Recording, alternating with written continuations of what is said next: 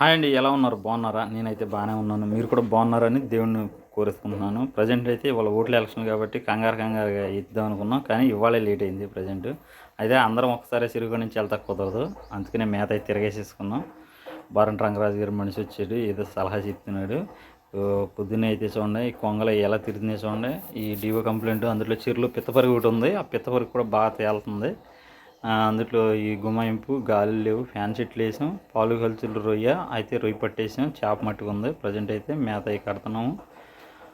ప్రస్తుతానికి మేతలు తగ్గించి కట్టుకోండి, వాతావరణం క్లైమేట్ బాగాలేదు.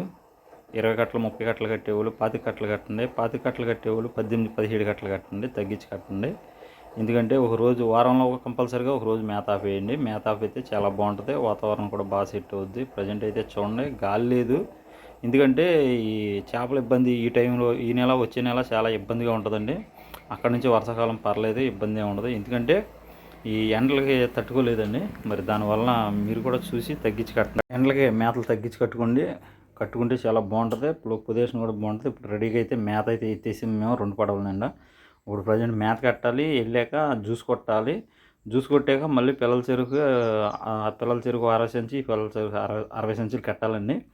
కట్టాక అప్పుడు ఓటు వేస్తాకి వెళ్ళాలి. మీరు ఎవరికి వేస్తారు ఏంటన్నది కామెంట్లో పెట్టండి. ఎవరికైతే బాగుంటుంది అన్నది మీరు కూడా ఆలోచించి కామెంట్లో పెట్టండి.